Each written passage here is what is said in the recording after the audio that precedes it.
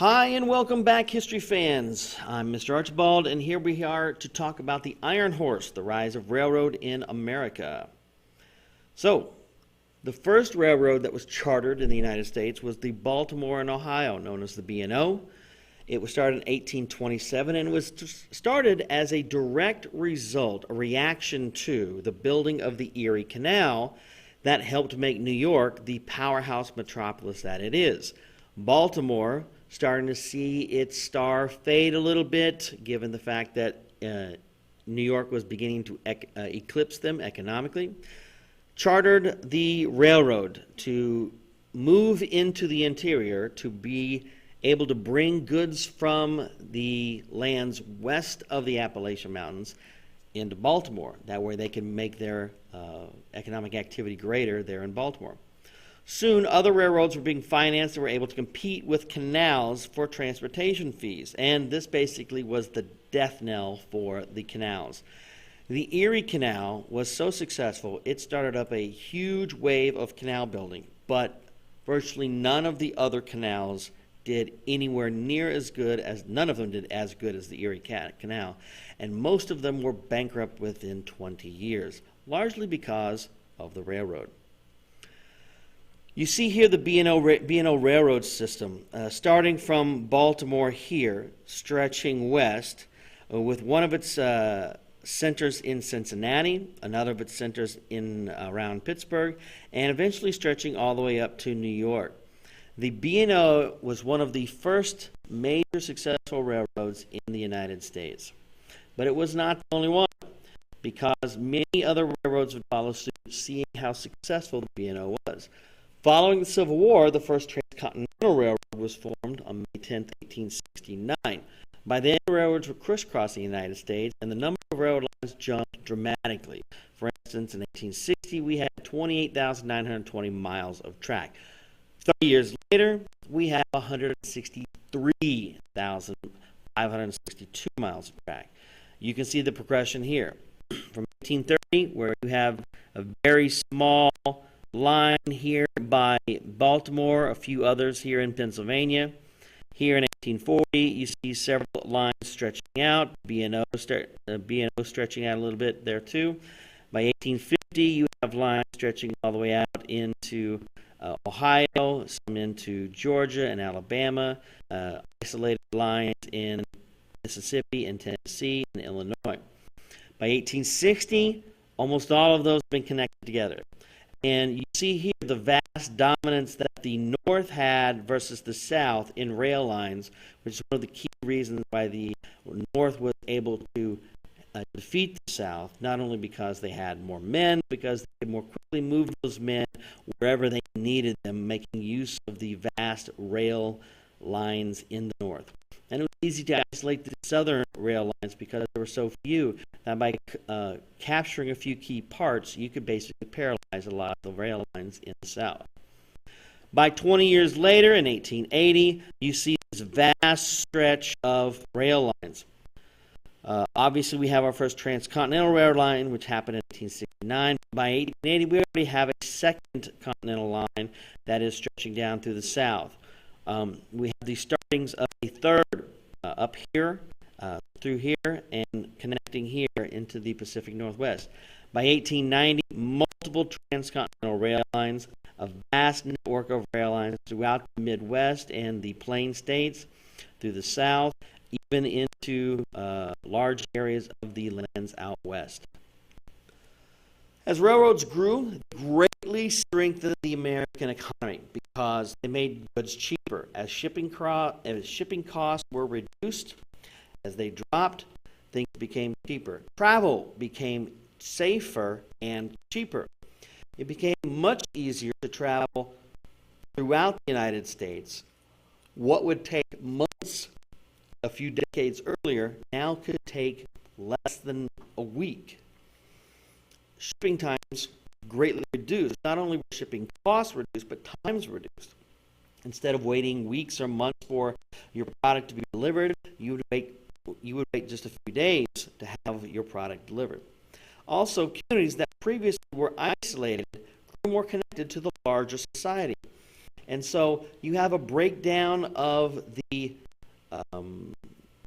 idea of regionalism or sectionalism in the United States, where one section has its own ideas. Well, now the news that happens in New York can travel quickly out west, and so someone living out west can feel immediately connected to these areas that aren't necessarily geographically close to them. News, mail, print media travels faster, and so all of this draws America together, creating one giant amalgam culture instead of several regional cultures like mentioned earlier.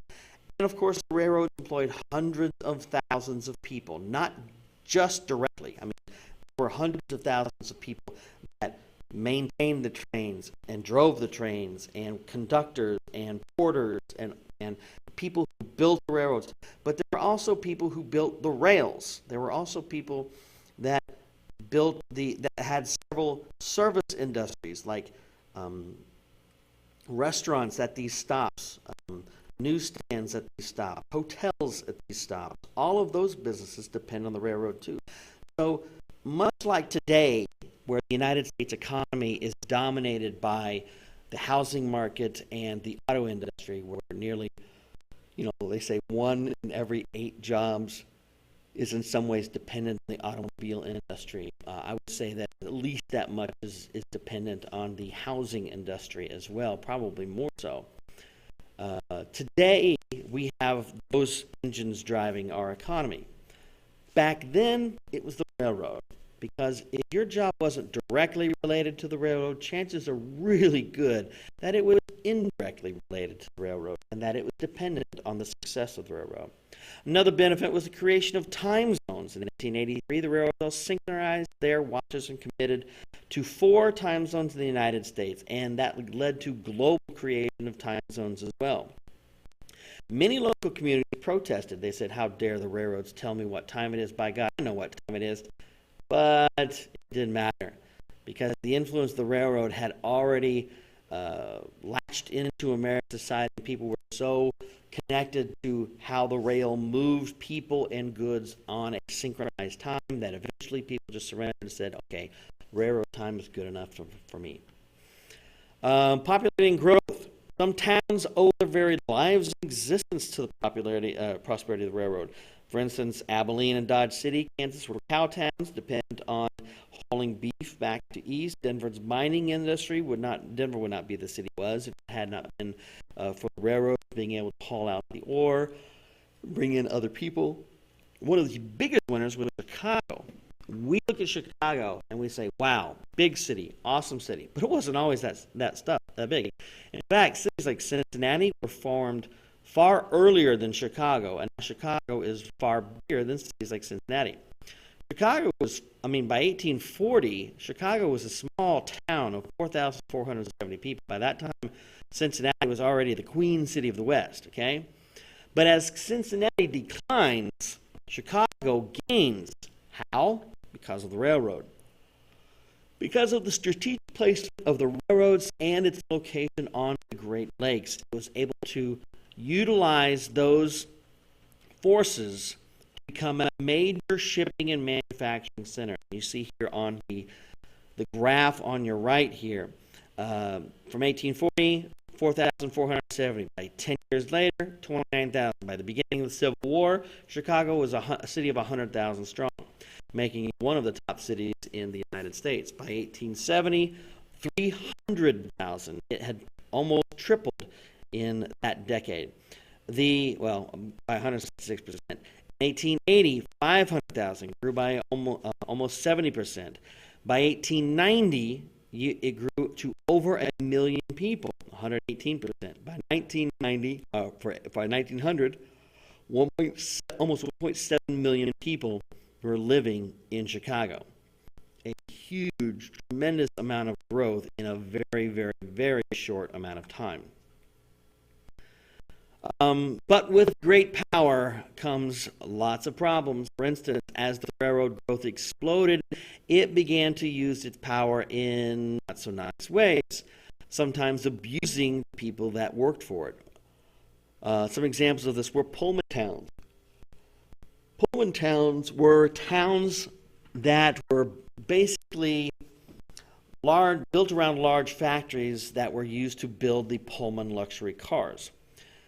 George Pullman, the owner of the Pullman luxury car line, had built these towns around his factories and then hired a bunch of people and then said, hey, come live in my houses.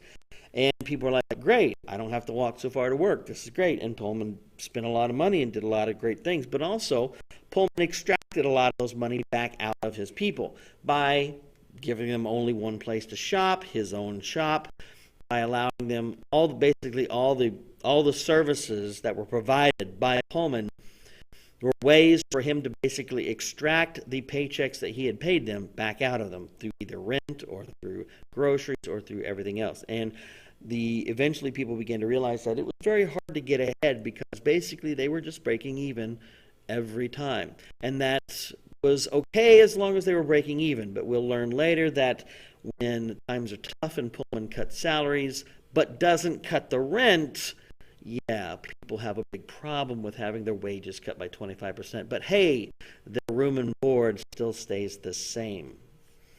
Other scandals like the Credit Mobilier, I'm not sure how to pronounce this, Mobilier, I guess. Mobilier, I don't know. It looks like it would be a French-sounding name, so Mobilier, I guess.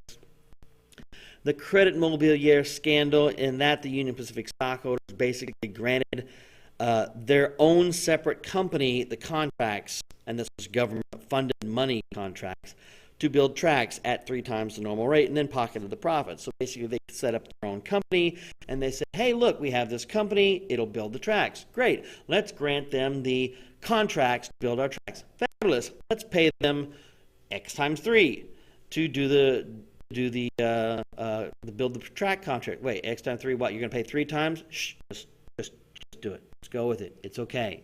It's awesome. I'm not sure how they sold it. Either way, they sold it. And it became a pretty big scandal because by that time, the Credit Mobilier people had given stock options to a lot of the people in Congress that were key on making sure that the organization gets these government grants and loans and money to build the railroads. Yeah, it was bad. It looked really bad, and it was bad, but no one really went to jail. A couple Congressmen got their hands slapped. No one, some people paid for fines, and as far as I know, it was a much ado about nothing. But it was up to $23 million that basically got diverted into private people's pockets. So that's not chump change, especially back in the 1860s and 1870s. Also, the Grange. Formed in 1867, farmers throughout the Midwest were really having a hard time with the railroad, not because the railroad didn't do what it was supposed to do, but because it basically had them over a barrel. If you live in a small town in the Midwest, the railroad comes in, and there's probably only going to be one railroad line that comes in, and you cannot ship your grain out of this town unless you use that railroad, which effectively gives that railroad a monopoly. And they're able to basically charge whatever the heck they want for the grain.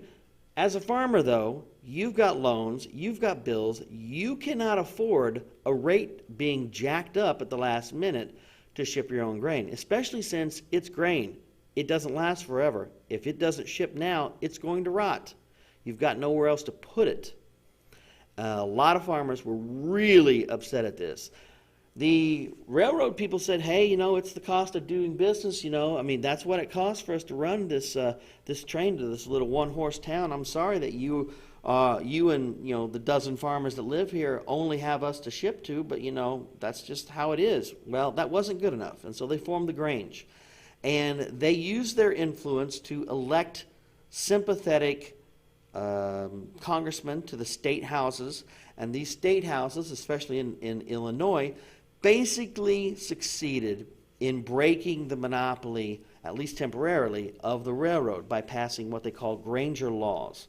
And these Granger laws basically put caps on how much the railroad could charge.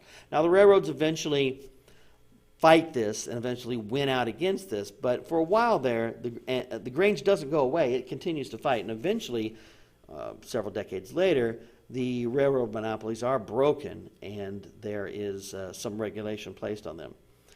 But these abuses caused the state and national governments to crack down on the railroads, as I mentioned before. The railroads, like I said, challenged those Granger laws in the Supreme Court in Munn versus Illinois, and they lost 7-2.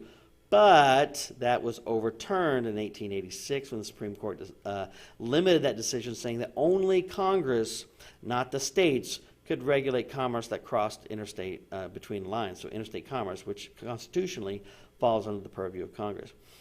And now all the railroads had to do was just grease the right wheels in Congress, and they could get their laws passed favorably, which basically was a huge blow to the Granger coalitions in these states. Like I said, it wasn't until 1906 that the Interstate Commerce Commission, the ICC, gained the power it needed to really regulate railroads and bite down on them and keep them from abusing the farmers the way they had. Summing it up, it is virtually impossible to underestimate the impact that the railroads had on America. They were supercharging the growth of American economy. They were fundamental in the migration of people from east to west and populating all these western cities. The rapid growth of cities such as Chicago, New York, Atlanta, Baltimore, even Cincinnati, St. Louis, and many more was due to the railroad. Some cities obviously benefited more from it than others: New York, Atlanta, Chicago, Baltimore. Others not necessarily so much, but they were still major players: Cincinnati, St. Louis, Denver, all of those. You could add those to it as well.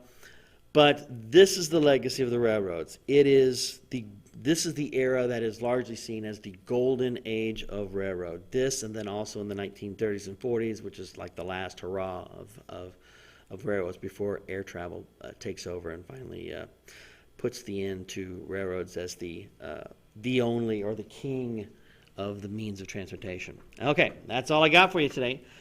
Hope you enjoyed it. Thanks for listening, and I hope to have you tune in again. Bye.